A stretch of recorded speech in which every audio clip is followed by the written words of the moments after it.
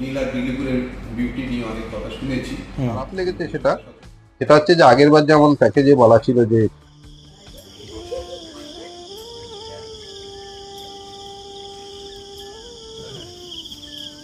আমরা চলে যাচ্ছি এখন সানরাইজ পয়েন্টে। হোটেল থেকে মাত্র 2 থেকে 3 মিনিটের দূরত্ব পায়ে হেঁটে। নমস্কার বন্ধুরা, চম্পা ব্লগে আপনাদের সকলকে স্বাগত জানাই। আশা করছি আপনারা সবাই ভালো আছেন। আজকে আবারও একটা নীল আইল্যান্ডের মানে শহীদ দ্বীপের সুন্দর একটা ভিডিও নিয়ে আপনাদের কাছে চলে এলাম। আজকে দেখতে পারবেন শহীদ দ্বীপের সীতাপুর বিচে সুন্দর দৃশ্য আর রয়েছে বাঙালি হোটেল। কথা বলতে বলতে চলে এলাম সীতাপুর বিচে, আর এখানে সানরাইজটা দেখতে খুব দারুণ লাগে। আপনারা হয়তো অনেকে দেখেছেন। সবাই জানেন যে নীল আইল্যান্ডটা একটা ট্যুরিস্ট প্লেস, যার জন্য নীলে কিছু কিছু জায়গা আছে যে জায়গাগুলো ট্যুরিস্টদের খুব আকর্ষণ করে। তার মধ্যে এই সীতাপুর বিচও একটা। আর এই সীতাপুর বিচের যে সানরাইজটাই, এটা আমার ব্লগে আগেও আপনারা দেখেছেন, কিন্তু আজকে আমার দাদা প্রথম নীল আইল্যান্ডে বেড়াতে গেলেন, যার জন্য পুনরায় আমি আমার ব্লগে আবার সানরাইজটা আপনাদের সঙ্গে শেয়ার করলাম। ওয়েদার যখন ভালো থাকে তখন সকালবেলায় ভোর 5টার আগেই এখানে সবাই পৌঁছে যায় সানরাইজটা দেখার জন্য। আর এখান থেকে সানরাইজটা দেখতে খুব অপূর্ব লাগে। কথা বলতে বলতে কালো মেঘ করে নেমে গেল বৃষ্টি আমাদের আন্দামানে প্রচুর হয়, সেটা আমার ব্লগের মাধ্যমে আপনারা সবাই জানেন। আন্দামানে বৃষ্টির ভাগটা সব থেকে বেশি থাকে। এখন কন্টিনিউ বৃষ্টি হচ্ছে না, কিন্তু কখনো কখনো ঝড়, বৃষ্টি, মেঘ সবটাই দেখা যায়। অনেকে আমার কাছে আপনারা জিজ্ঞাসা করেন কি আন্দামানে এত সমুদ্র রয়েছে, ঝড় বাতাস কেমন হয়? আমাদের আন্দামান থেকে ঝড়টা ঠিকই ওঠে, কিন্তু আন্দামানে বেশি প্রভাব ফেলতে পারে না, এটা চলে যায় মেনল্যান্ডের দিকে। সেই জন্য আমাদের বেশি ক্ষয়ক্ষতি হয় না। ক্ষয়ক্ষতির মধ্যে মনে করুন যারা চাষ করছে তাদের খুব ক্ষয়ক্ষতি হয়, কারণ বৃষ্টি তখন খুব বেশি হয়। যারা এখানে সানরাইজটা দেখতে আসে, বৃষ্টি হলেও কোনো অসুবিধা নেই, কারণ এখানে ছোট ছোট হাট তৈরি করা রয়েছে। এই যে বৃষ্টি হচ্ছে, সবাই এখানে বসে এই দূর থেকে সুন্দর প্রাকৃতিক দৃশ্যগুলো দেখছে, খুব দারুণ লাগছে।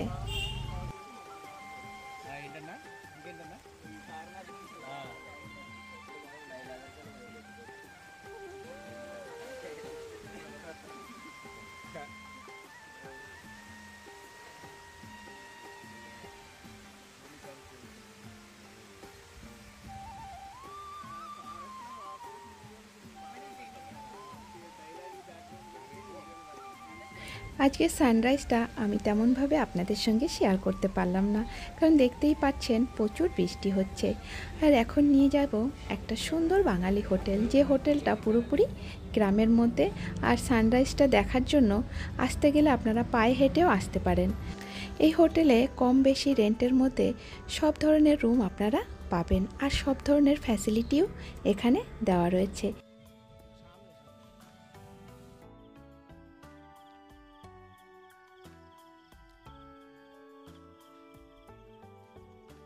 যেহেতু আমি শহীদ দ্বীপের মেয়ে আর এখানেই আমার জন্ম, সেই জন্য শহীদ দ্বীপের সবাই আমাদের কোনো না কোনোভাবে খুবই পরিচিত।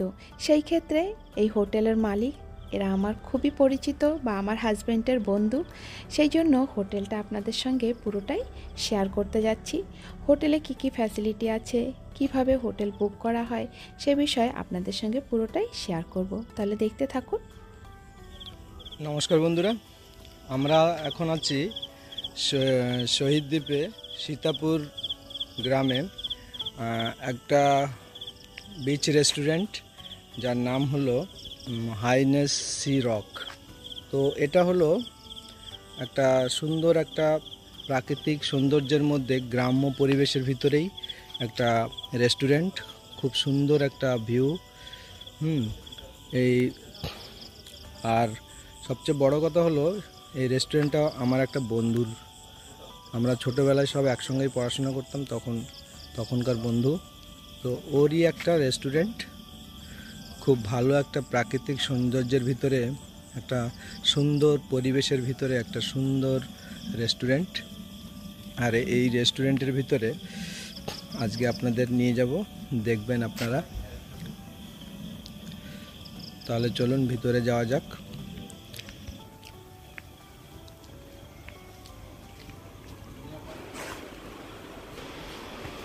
হাই।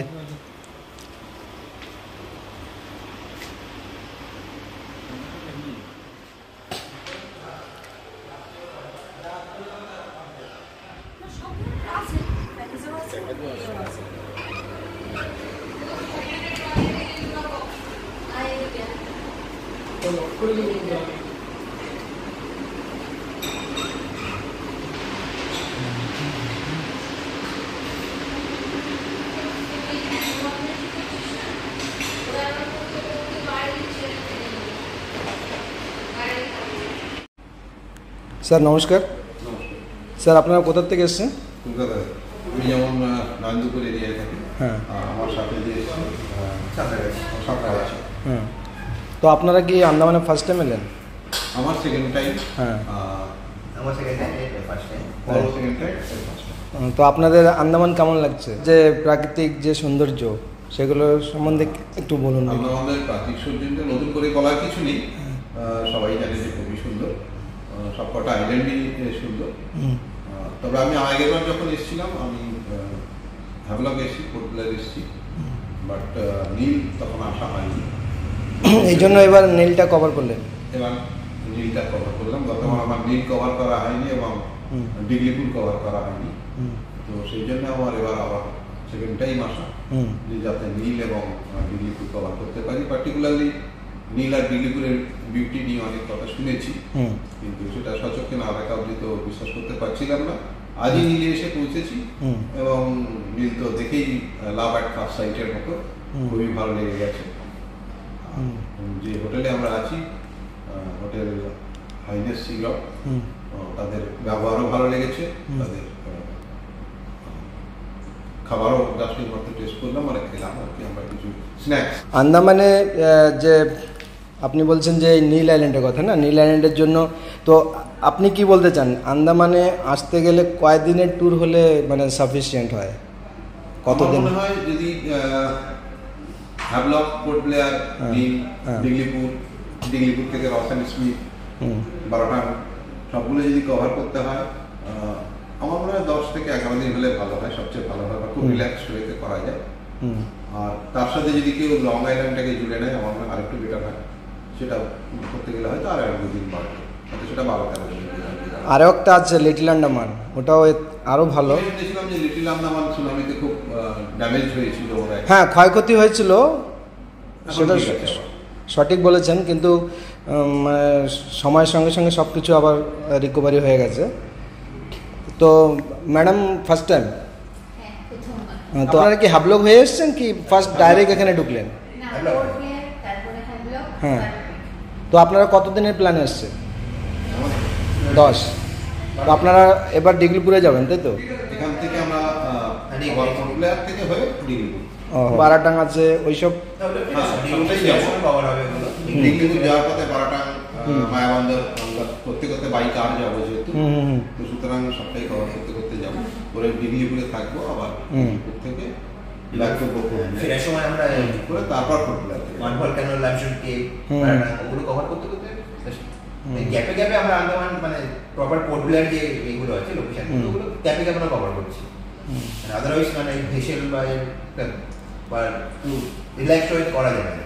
আর এটা যদি শুরুতে আমরা শুধু পোর্ট ব্লেয়ার করে নিই, তারপর মুভ করতে থাকি, তাহলে অনেক হেক্টিক হয়ে যাবে। আপনাদের কাছে হ্যাভলক কেমন লেগেছে? হ্যাভলক বলতে স্বরাজদ্বীপ? স্বরাজদ্বীপ, এটা শহীদ দ্বীপ। হ্যাঁ। তো হ্যাভলকটা কেমন লেগেছে? খুবই সুন্দর, পার্টিকুলারলি রাধানগর বিচ। হ্যাঁ, সবাই জানে যে খুবই সুন্দর। আর যদি বলেন বাট কালাপাত্তর বিচ, কালাপাত্তর বিচ এখন এক্সেলেন্ট। হ্যাঁ, রাধানগর থেকেও কালাপাত্তর বিচ এখন যেটা হয়েছে মানে ভালো। হুম, কম্পেয়ার টু রাধানগর বিচ, কালাপাত্তরটা এক্সেলেন্ট লাগছে। তো আন্দামানের সমস্ত জায়গাটা তো সমুদ্র সৈকতেই তো ভরপুর রয়েছে, না? এক জায়গাটা এক এক ধরনের আর কি, মানে কোথাও সানরাইজের ভিউটা পাওয়া যায়, সানসেটের ভিউটা পাওয়া যায়। তো যেরকম রাধানগরের বিচটা, ওটা সানসেটের ভিউটা, সানসেটের ভিউর জন্য বেস্ট। হ্যাঁ, আমরা বিজয়নগরে আমরা সকালেও দেখেছি, কালকেও দেখেছেন। আজকে মানে আগামীকালকে সকালবেলা আপনারা এখান থেকে 5 মিনিট ডিস্টেন্স, মানে এখানে সানরাইজ, এখান থেকে 5 মিনিট লাগবে হেঁটে যেতে। সানরাইজটা খুব ভালো। বিকালেই এসে এখানে না লক্ষ্মণ, কিন্তু আজকে তো অনেক ছিল না, হ্যাঁ ক্লাউড ছিল অনেক। সেই জন্য ভাবলাম বিকালে এসে কি করবো, একটু আশপাশ ঘুরে দেখি। তো বিচে গিয়েছিলাম, ডিস্টেন্স 5 মিনিট। সীতাকুল বিচটা তো সানরাইজের জন্য, এটা সানরাইজের জন্য বেস্ট। সানরাইজ খুব সুন্দর। কিন্তু যদি এরকম ওয়েদার না থাকে কালকে ভিউটা অনেক সুন্দর পাওয়া যাবে। দেখার ইচ্ছা আছে, ওনারা সবাই আন্দামান আসুন, হ্যাঁ। আন্দামানকে দেখুন। হ্যাঁ। আন্দামান ডেফিনেটলি ভীষণ বিউটিফুল। হ্যাঁ। এনজয় করুন আন্দামানের বিভিন্ন আইল্যান্ড। হ্যাঁ।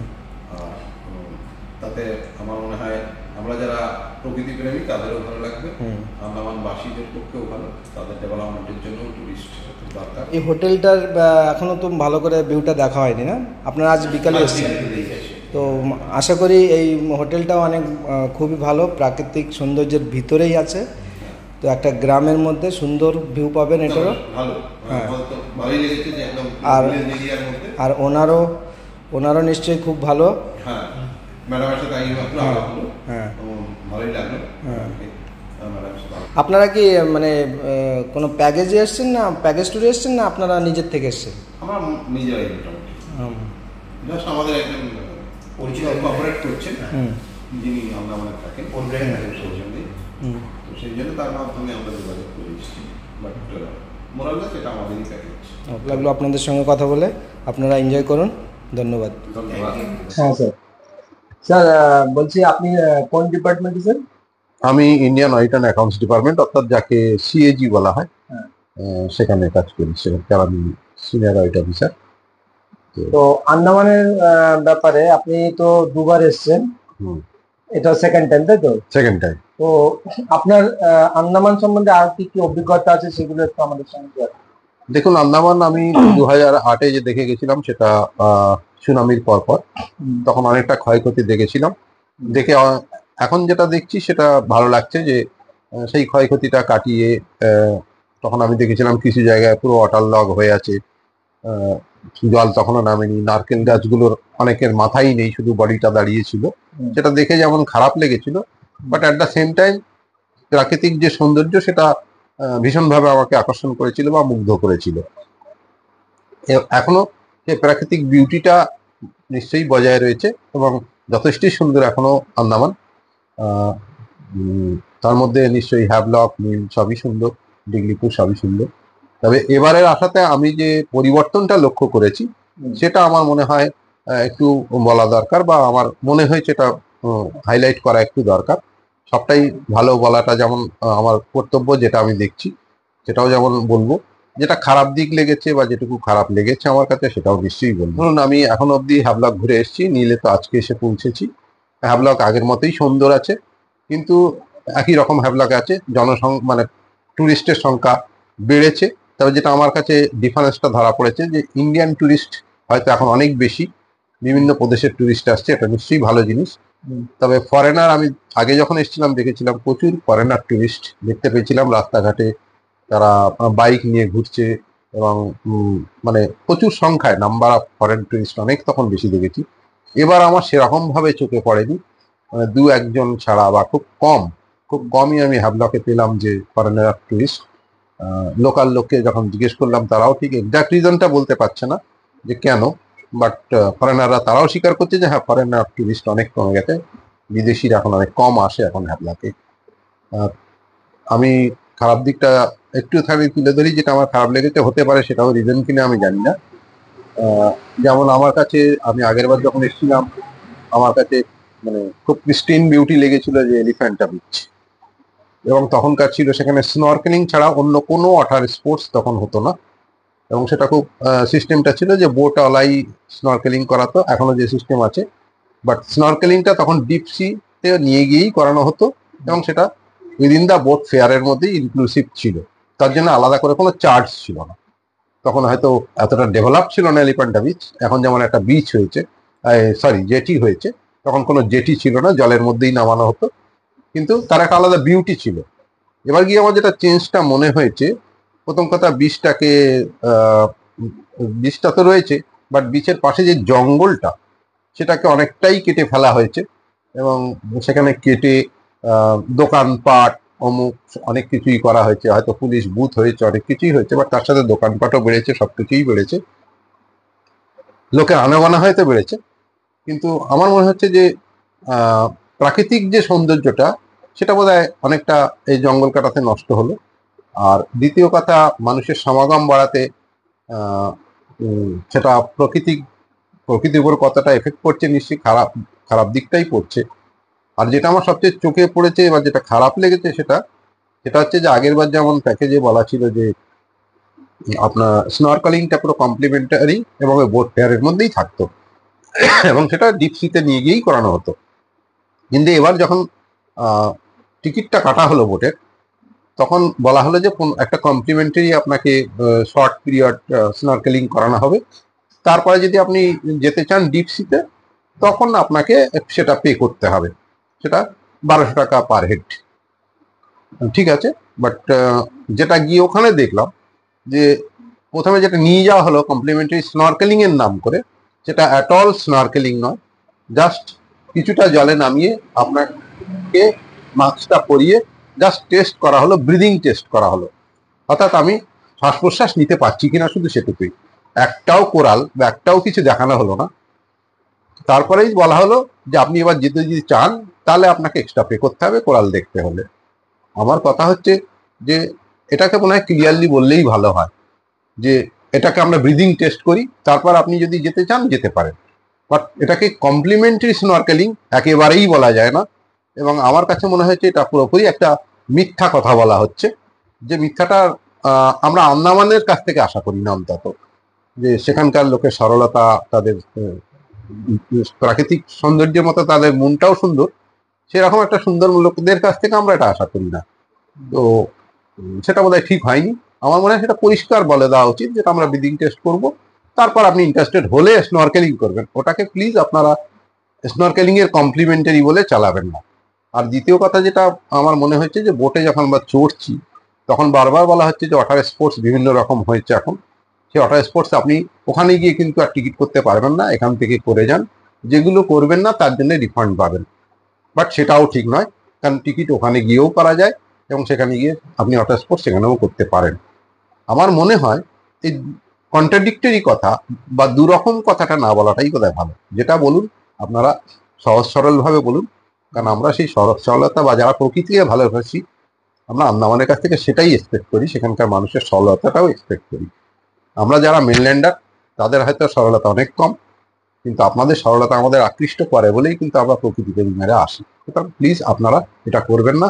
আমার আপনাদের কাছে অনুরোধ, এখানকার জনগণের কাছে, অধিবাসীদের কাছে অনুরোধ, এবং স্থানীয় প্রশাসনের কাছেও আমার অনুরোধ যে এই ব্যাপারটা আপনারা একটু নজর দিন, যাতে মানুষ সত্যটা জেনে আসে এবং তাদেরকে সত্যটা বলা হয়, তারপরে তারাই ডিসাইড করুক তারা কি করবে। তো স্যার আশা করব এই ভিডিওটা তারাও দেখবে, আর আশা করব ওনাদের মধ্যেও কিছু কিছু জিনিস হয়তো চেঞ্জ করলে করতে পারবে। তো আপনার এই কথা মানে আপনার এই মেসেজটা হয়তো ওনাদের সবার সবার মধ্যে পৌঁছে যাবে। যে আন্দামানের এই বিউটিটা যেন নষ্ট না হয়।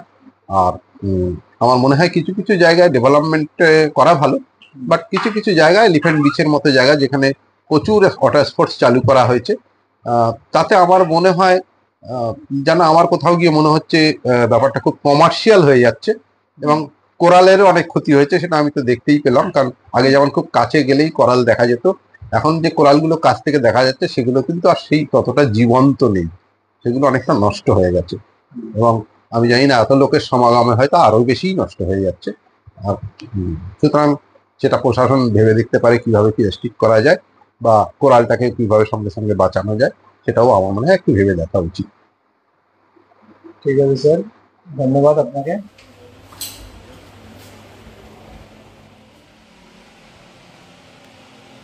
এটা বাথরুম।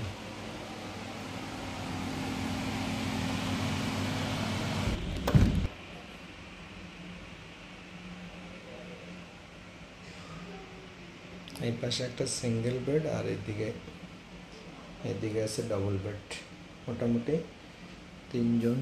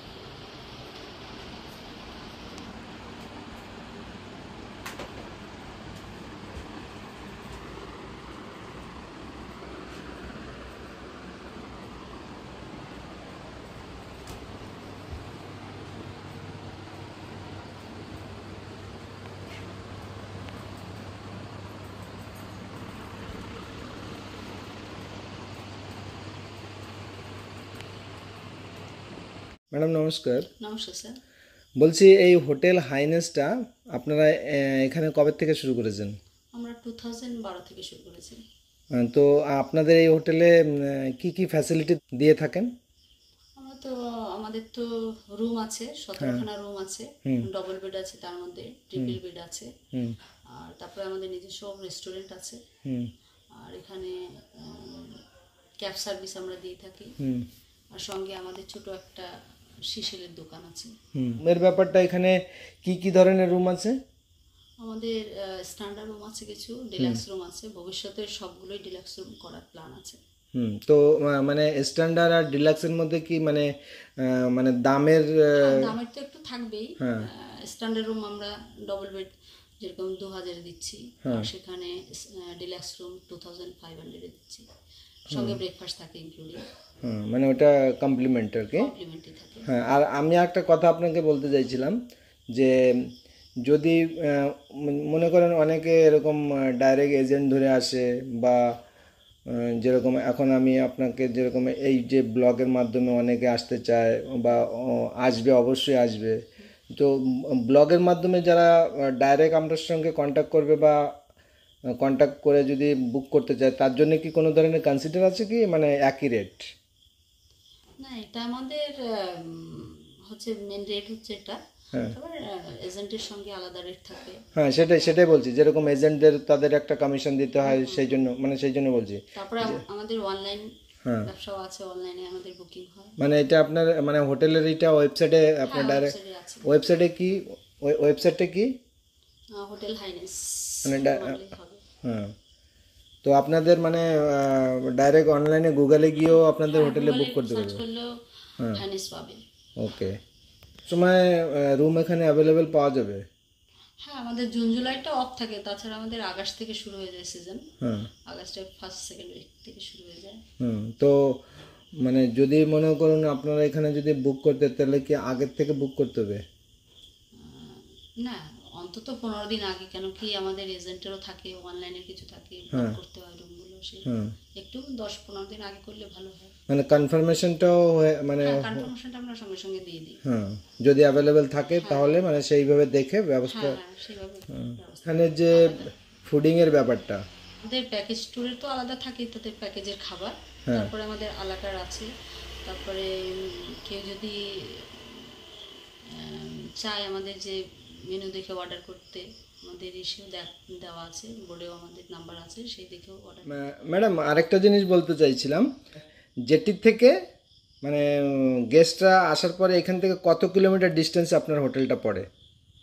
জেটি থেকে আমাদের হোটেল 4-4.5 কিলোমিটার হবে, কিন্তু আমাদের হোটেল থেকে সানরাইজ পয়েন্টটা, যেটা সীতাপুর সানরাইজ পয়েন্ট, এটা খুবই কাছে, 4-5 মিনিট পায়ে হেঁটে। মানে পায়ে হেঁটে এখান থেকে 4-5 মিনিটের মধ্যে গিয়ে দেখে আসতে পারবে। তো যেটা আপনার অন্যান্য হোটেলে যেমন জেটির কাছাকাছি বাজারের ওদিকে থাকলে, লক্ষণপুরের দিকে থাকলে গাড়ির চার্জ সানরাইজের জন্য 1000-1500 নেয়, সেটা আপনার এখানে মানে সেইটা মানে সেই জিনিসটা সেই চার্জেবল হবে না এটা, মানে আপনি মানে সকালে ওয়াকিংটাও করতে পারছেন আর সানরাইজটাও দেখে নিতে পারছেন। যাই হোক, ভালো লাগলো ম্যাডাম, আপনাদের হোটেলের ফ্যাসিলিটিগুলো খুব ভালো লাগলো, আর আশা করব গেস্টদেরও এটা পছন্দ হবে। আপনাকে অসংখ্য ধন্যবাদ। খুব সুন্দর রান্না করছেন। আজকে রাতে রুটি।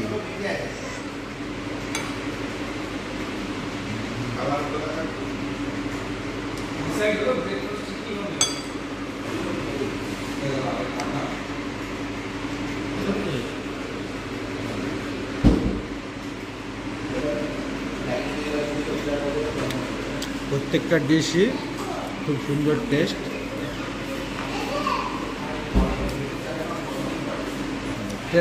টেস্টি না?